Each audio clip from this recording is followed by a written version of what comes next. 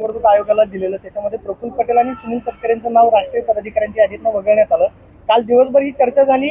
आसामला ते शपथविधीसाठी गेलेले होते. सुनील तटकरे जसं मुंबईमध्ये आले तसं शरद पवारांच्या भेटीसाठी गेले. काय चर्चा झालेली असावी? शरद पवारांची सुनील तटकरेंनी भेट घेतली, त्यामुळे राजकीय वर्तुळामध्ये चर्चा केली जाते. दोघांची नावं मात्र यादीतनं गायब झाली. बघा, सकाळी एक यादी आम्ही बघितली मीडियाच्या माध्यमातून, त्यात त्यांची नावं कुठंच दिसत नव्हती. चर्चा सुरू झाली होती की कुठंतरी जे प्रमुख नेते होते त्यांचं नाव कापण्यात आलेलं आहे, त्यांना डिमोशन करण्यात आलेलं आहे, त्यांना कुठंच पार्टीमध्ये जागा दिली नाही. आणि लगेचच एक कुठेतरी ट्विट येते. त्या ट्विटमध्ये प्रमुख नेत्या असं म्हणतात की टायपोग्राफिकल एरर झाला. आता याच्या आधी सुद्धा असंच टायपोग्राफिकल एरर झाला, परत काल झाला. तर माझं म्हणणं आहे की जो टाईपरायटर नाही तर जो काही टाईप करणारा माणूस आहे त्याला जरा एकदा बाजूला सारा, कारण सारखं सारखं हे होणं तसं योग्य नाही. पण त्याच्यातच संध्याकाळी एक वेगळी यादी आणली. त्या यादीच्या पुढं म्हणजे त्या नेत्यांच्या पुढं जर नाव आपण बघितलं तर काहीतरी साधं चटरपटर त्यांना पद दिलं असं कुठेतरी जाणवतंय. विषय एवढाच आहे की आम्ही स्वाभिमानी लोक असल्यामुळे आज सत्तेत न जाता त्या ठिकाणी लढतोय. अशा पद्धतीने आमची बदनामी जर झाली असती तर आम्ही त्या ठिकाणी कुठेतरी वेगळा निर्णय तिथं घेतला असता. आता हे स्वाभिमानी माणसांचा विषय आहे, त्यामुळे कोण स्वाभिमानी आणि कोण नाही येत्या काळामध्ये कळेल. आपण बघूया. सुनील तटकरे पत्र लिहिलेलं आहे की भारतीय नगरसेवकांसोबत राष्ट्रवादीच्या नगरसेवकांना देखील समान निधी वाटप करावा. कुठेतरी आर्थिक कोंडी केली जाते राष्ट्रवादीच्या नगरसेवकांची.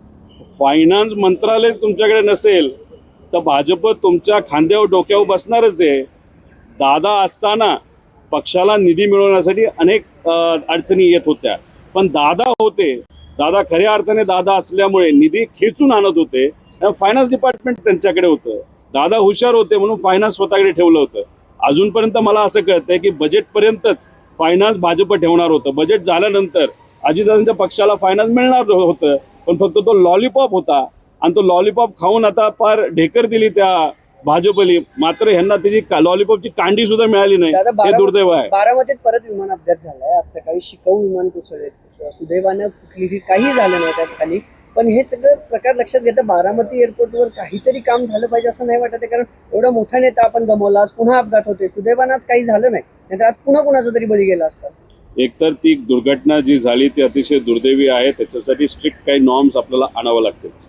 पण दादांच्या बाबतीत एकतर 28 जानेवारीला जो ॲक्सिडेंट झाला, दादांना तरी कुठं न्याय मिळालेला आहे. CID काय करते CIDला माहीत नाही.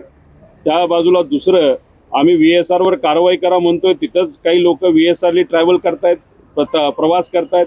दुसऱ्या बाजूला आम्ही म्हणतोय VSRचा जो मालक आहे VK सिंग याचा आणि त्या रामबाबू नायडू जो चंद्राबाबू नायडूचा भाचा का पुतण्या का चुलता आहे, आता त्याला तुम्ही त्याच्याबरोबर तिथं बसत असाल, नाही तर ते ठीक आहे काकींना माहिती नसावं असं आपण समजूया. पण ती आसन व्यवस्था कोणाची कशी याचा जर अभ्यास न करता आपण तशा काही गोष्टी करत असू आणि त्याच्याच बरोबर FIR होत नाही, CBIकडे एन्क्वायरी व्हावी अशी आम्ही विधिमंडळामध्ये मागणी केली.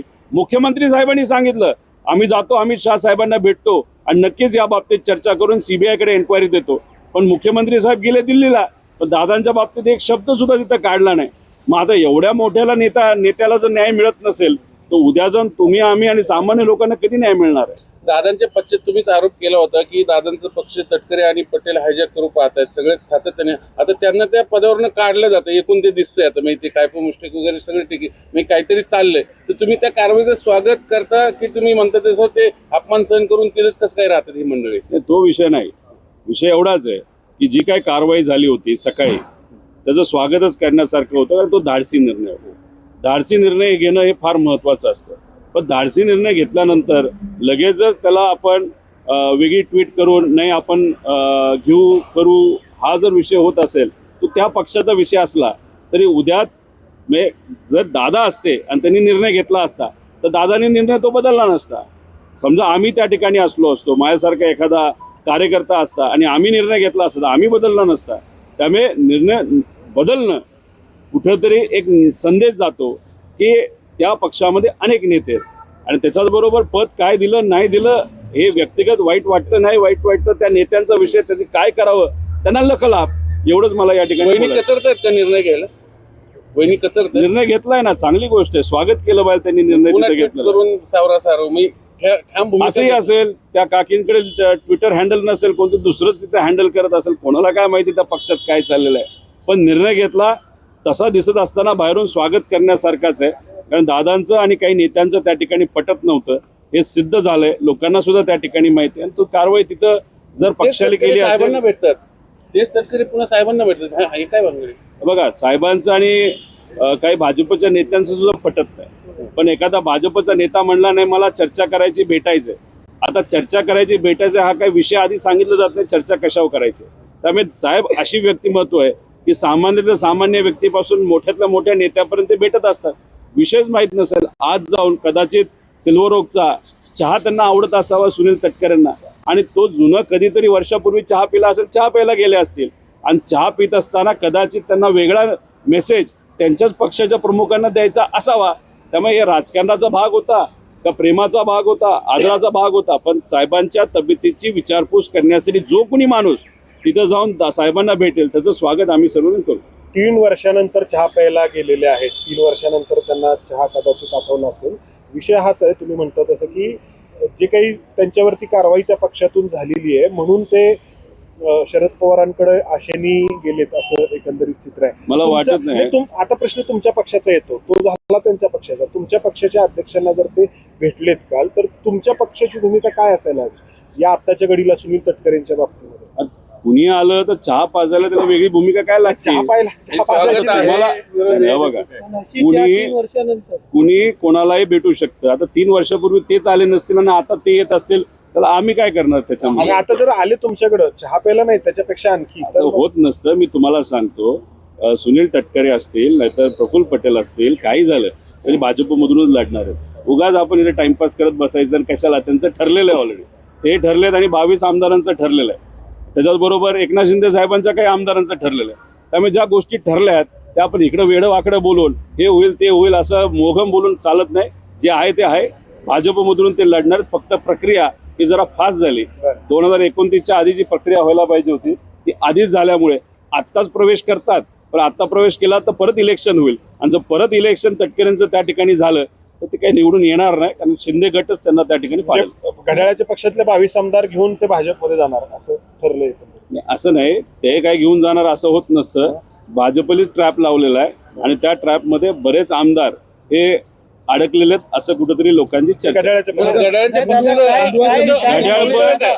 घड्याळ पण आणि धनुष्यबाण पण. दोन्ही मिळून 22 काय आहे. ठरलं दादा? दोन्ही मिळून 40 आहे. काय ठरलं ते एकदा सांगा साहेब.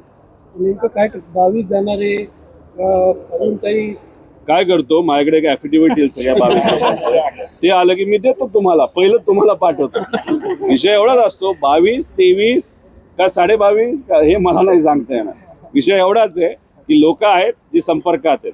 आता तुम्ही मला बघा, विखे पाटील साहेबांना श देण्यासाठी कोल्हेंना तिथे MLC बनवलं. आता कोल्हेला तिथे MLC बनवलं असेल तर मग तिथला जो दादांचा पक्षातला आमदार आहे काळे, हे काय यांच्याच पक्षातून उभे राहतील का? मोकळं झालं ना तिथून, त्या ठिकाणी BJPतून ते उभं राहतील. आता तुम्ही इतर ठिकाणी सुद्धा बघितलं तर ऑलरेडी रणनीती, आता तुम्हाला मावळचा आमदार काही ह्या पक्षात राहील असं वाटतं का? तो जाणार आहे भाजपमध्ये. अहो हे सगळं सगळ्यांना माहिती आहे. उगाच आपण पतंग उडवत मी किती प्रेमाचा, मग मिठी मारणं आणि रडून रडून किती वेळा रडणार. माझं एवढंच म्हणणं आहे, दादांसाठी आता कुणीही त्यामध्ये डोळ्यात पाणी आणू नका, प्रयत्न करा, लढा. नाहीतर कोणतरी मिठी मारते, लढते, भाषण करते. पक्षामध्ये हे लोक जर सगळे भाजपकडे गेले तर मग पवार पक्षाचं कुटुंब जर भवितव्य काय? अडचणीत आलं तर पवार कुटुंब म्हणून मग तुम्ही परत एकत्र येणार का? पवार कुटुंब काय पवार आडनावाचं नाही, पवार कुटुंब हे महाराष्ट्रातील लोक आहेत. त्यामुळे पवार साहेब जो काय ठिकाणी निर्णय घेतील, महाराष्ट्राची जनता ही पवार साहेबांबरोबर त्या ठिकाणी राहील. आणि आम्ही सुद्धा विचाराबरोबर पवार साहेब, आम्हाला सोपं आहे ना सत्तेत जाऊन बसायचं. पण इथं लोक, आता इथं आम्ही जर बोललो नाही तर मला सांगा, महिला अत्याचारांचे विषय बाहेर येणार आहेत का? कांद्याचा विषय बाहेर येणार आहे का? दादांना न्याय देण्याचा विषय बाहेर येणार आहे का? मग आता नीटचा परीक्षेतला विषय बाहेर येणार आहे का? आम्ही सुद्धा जाऊन बसलो होतो. लोकांसाठी कोण लढणार? त्यामुळे पवार साहेबांनी आणि आम्ही सगळ्यांनी भूमिका घेतली की आज लोकांच्या हितासाठी रस्त्यावर राहून त्या ठिकाणी लढायचं. मित्रपक्ष बरोबर आहेत, आम्ही लढत राहणार. लोकांनी निर्णय घ्यायचा की बरोबर राहायचं का विरोधात जायचं. तुम्ही म्हणता तसं दादांचा पक्ष समजा भाजपने फोडला तर भविष्यात ते पुन्हा तुमच्याकडे आले तर मग तुम्ही सोबत घेणार का? विलीनीकरण विषय हेच तुम्हाला सांगतोय की भाजप बरोबर जो पक्ष आहे त्यांच्यात जाऊन आम्ही विलीन होणं हे होणार नाही असं माझं तरी मत आहे. पण समजा आम्ही ज्या ठिकाणी आहोत लोकांबरोबर, विचाराबरोबर आणि भाजपच्या विरोधात आहोत. त्यामुळे उद्या जाऊन काही आमदार नाही तर काही पक्ष उद्या येऊन म्हणाले की चला आम्हाला तुम्ही समावून घ्या भाजपच्या विरोधात, लोकांच्या बाजूने, स्वीकारणार. दादा, मुंडवा जमीन प्रकरणामध्ये अमेरिका कंपनीची जी याचिका होती 21 कोटीचा दंड, ती याचिका फेटाळली